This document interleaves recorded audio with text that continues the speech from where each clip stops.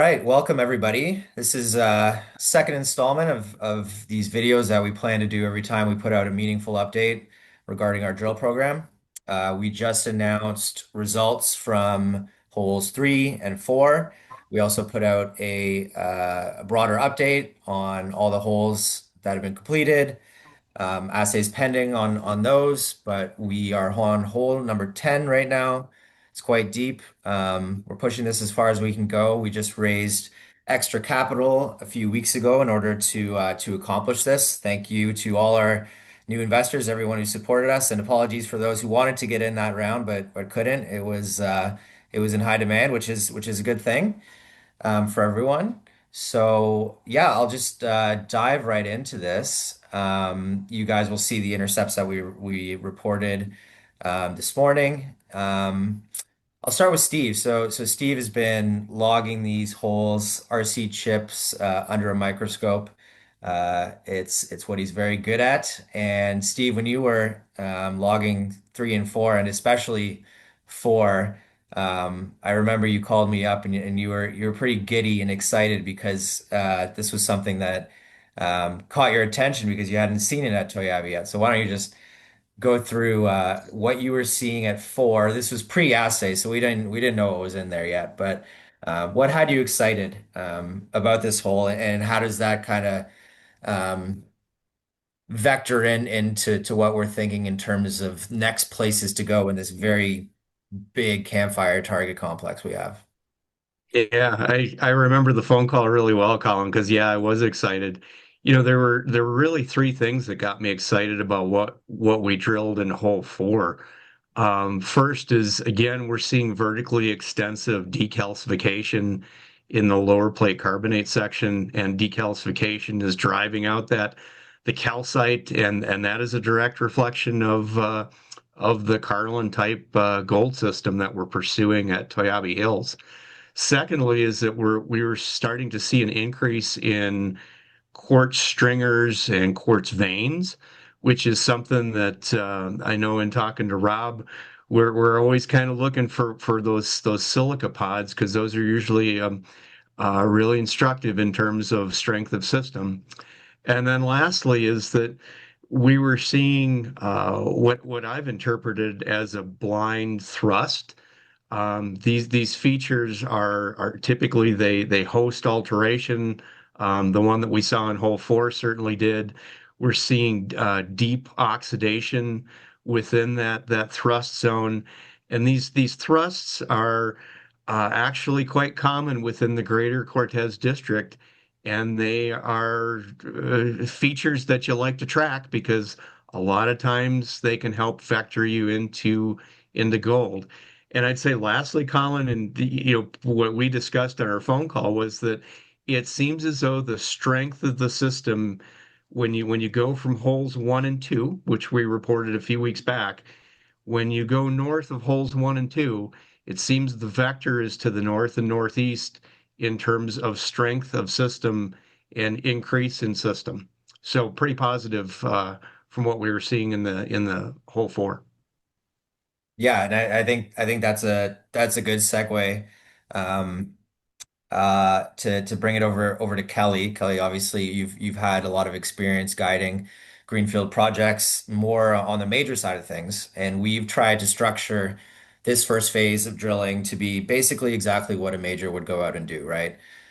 Framework, vertical holes, try and reach the favorable carbonate host rocks, try to map out where that contact is over a wide plan area so that we can then set up more of a grade hunting campaign in future years. And I think now we have, with 10 holes, we have a pretty good sense now, albeit that they are widely spaced and designed that way, but we do have a pretty good sense of how the lower plate is moving kind of underneath that upper plate cover. So moving into phase two, and when we get this big data dump that we're going to be working all winter on, what are the next steps here? How do we set up the next stage of this endeavor?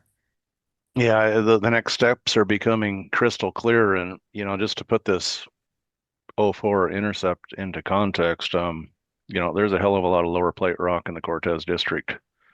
I've drilled a lot of it myself on some of the other domal features and windows in the camp. And it's one thing to see a few hundred ppb gold here and there, but it's pretty rare to see +2 gram gold intercepts in something completely new and undrilled historically. So this is a major development in my mind, and the fact that we've got a really thick intercept that contains gold at least above background levels, and then within it, some nice grade. That tells us we have a system that can make tonnage and grade. And this is a major hurdle that every project has to get over before a discovery is made. And we've gotten over that hurdle. So now we know what to do. We've got good visibility on the depths to the lower plate, the structure of the lower plate, how it's dipping off to the northeast, really exactly as predicted from the Anaconda style mapping that the guys did a year ago now. But we're seeing what we saw at surface. Now we're developing at depth, and we can see that lower plate is within easy reach. We know where some interesting structures are now that contain grade. We know where there's some mineralized dikes, and we know the geometry of all three of these features, the lower plate domal feature, the dikes that are cutting through it, the structures that are cutting through it. Now it's a simple geometric exercise of determining intersection zones and drilling some holes to hit these things, because this is where grade is going to exist in this system. And now we have the basic framework understood, and we can do that next year. And next year is going to be a lot of fun. Yeah, and we certainly won't be sitting on our hands here. People think, field season's done and it gets a little bit more relaxing. I think it's going to be quite the opposite. Uh, Mm, I think we're going to be very, very busy moving into the winter. hmm And it'll fly by. It'll go fast, and there's going to be a lot of news flow moving into the new year here. Yeah, again, that's a good transition over to execution, and Rob's been the guy on the ground braving the cold now. It's starting to get a little hairy out there in the field. So Rob, we continue to learn more about how best to attack this with an RC drill rig. We've had some tough moments in some holes where we weren't able to get them down or they struggled. That's, you know, any campaign's gonna have stuff like that. We've still managed to drill 59% of our meterage in lower plate. And I think for a junior company that is looking undercover. Many of our peers in Nevada, that's what the new discovery model in Nevada is. You have to drill undercover, and to have 59% of our meterage in lower plate, I think that's pretty efficient in terms of putting capital to use in rock that could actually yield results. Um, what have you learned recently about drilling, and how are we going to apply that knowledge to do even better in a phase two campaign? Yeah, operationally, we've had a great learning year. We've learned that we can drill 1,000 feet plus with the hammer bit, which is cheap, inexpensive RC drilling, and then reducing to tricone 2 or 3 times to complete some of these holes to 3,000 feet, which is mostly unheard of with RC drilling in Nevada. That's a very deep hole. We learned that we're not encountering much water until we get deeper in the holes, which helps out the progress of the holes. We've also learned where there's some trouble spots on the hill, and like you said, some faulting, having to ream back down to bottom, where we're going to have to apply core for upcoming campaigns, and we have that optionality to pre-collar case to 1,000 feet or so, or wherever we might know of a bad zone, and complete that hole with core. So operationally, we're ahead of the game, having learned a lot this year and being able to apply that to future campaigns. Yeah, so I mean, ideally, I don't want to get ahead of myself here, but ideally, we'd probably have an RC rig in addition to a core rig in order to be able to do those pre-collars and then come in with core. And depending on where we're at, obviously, if we're drilling near the exposed lower plate, we might go core from surface, but we do have the option of pre-collars. And I think a lot of the interesting areas, as Steve alluded to, kind of the vector, early stage vector seems to be pointing to the north and east. That's when the upper plate cover is a little bit thicker, so I think that's ideally where we would use the RC pre-collar there. Um, so Quinton, I'll give it over to you for last word here, on your impressions of these holes and where you're at, and Okay. you're thinking of the campaign. Thanks, Colin.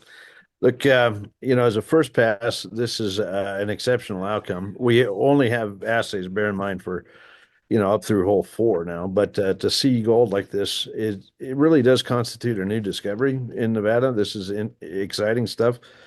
We're, well away from any known mineralization.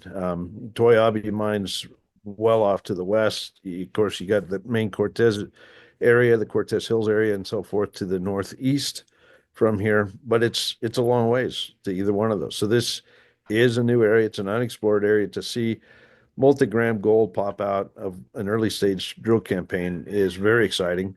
The drilling we did was quite wide space. Why? Because it kind of casts a big net over the target area here. We knew, based on different geologic and really geophysical data, that there's a well-defined target here. But trying to find that deposit in this target area, which is quite frankly several square kilometers, it's another story, right? You have to do drilling like this. So think of it like casting a big net out in the ocean to start to troll and catch some of these fish. Look, we got a lot more assays to come. There's some interesting holes that are in the lab right now. We're getting close to the end of our drill season. I think with hole 10, which we're finishing shortly, I think we'll have a really good picture of where to pick up on drilling next year. Mhm. I do think, given that we're seeing gold, we're seeing the right ingredients, some of the discussion that was held previously by Stephen, Gary, and so forth, or Kelly, and so forth, indicates that we're on a Carlin-type system. We're starting to see that solidification. We're starting to see the geochem pick up. We're starting to see really a humongous thick section of reachable lower plate emerge out of an area that nobody even dreamed would have lower plate before. So first season success, absolutely. I'd say this is a resounding success. Right on. And yeah, as you said, we still have 5, 6 more holes to get back from the lab. So Yeah, we're not done yet. It's going to be some new revelations, I'm sure. Um, absolutely. all right, well, that's great. Thanks everyone. Thanks everyone for your time, and thanks everyone who's watching this. Stay tuned. More news to come.